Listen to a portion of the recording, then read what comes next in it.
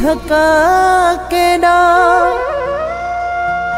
मोलाई रसूल बख्श चांडियो चए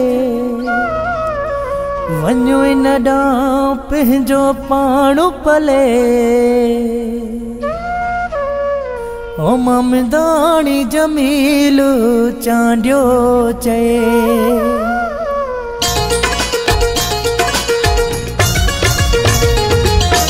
इन माण्हू ॾांहुं पाण पले ओ दिले इहो वफ़ा न कंदुई इन माण्हू ॾांहुं पाण पले ओ दिले इहो वफ़ा न कंदुई थोरे घणे ते रुठो बेडो आहे बीठो कसम ते अथी सुठो पेर ते ई पंजा झले ओ दिले इहो वफ़ा न कंदुई इन माण्हू ॾांहुं पाण पले ओ दिले इहो वफ़ा न कंदुई थोरे घणे ते रुठो बेडो आहे बीठो कसम ते अथी सुठो पेर ते ई पंजा झले ओ दिले इहो वफ़ा न कंदुई इन माण्हू ॾांहुं पाण पले ओ दिले इहो वफ़ा न कंदुई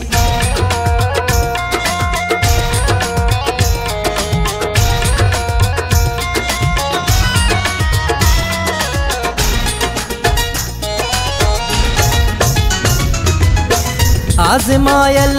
खे थी आज़माए पंहिंजो अजाई वक़्त विञाए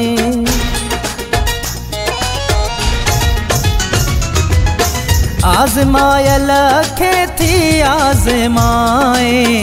पंहिंजो अजाई वक़्त विञाए घड़ी घड़ी न तूं भुल ओ दिले इहो वफ़ा न कंदुई इन माण्हू ॾांहुं पाण पले ओ दिले इहो वफ़ा न कंदुई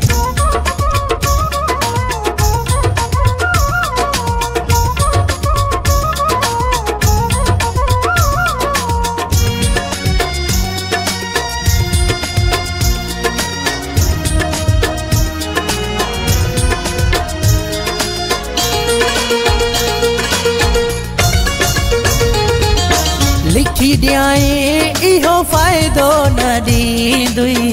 इन जो सचो हिकु वाइदो न थींदुई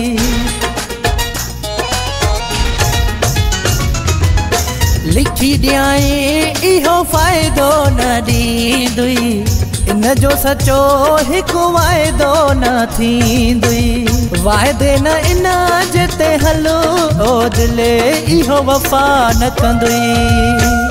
इन माण्हू ॾांहुं पाण पले ओ दिले इहो वफ़ा न कंदुई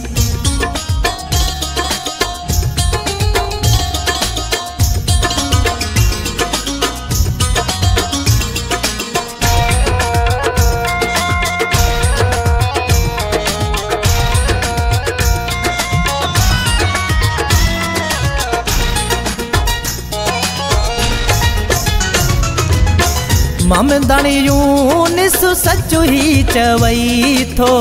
सऊदी वारो बचु ही चवई थो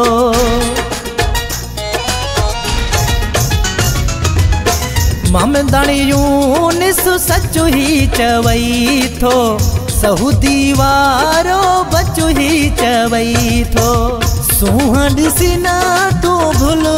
ओ दिले इहो वफ़ा न कंदुई इन माण्हू ॾांहुं पाण पले ओ दिले इहो वफ़ा न कंदुई थोरे घणे ते रुठो बेडो आहे बीठो कसम ते अथी सुठो पेर ते ई पंजा झले ओ दिले इहो वफ़ा न कंदुई इन माण्हू ॾांहुं पाण पले ओ दिले इहो वफ़ा न कंदुई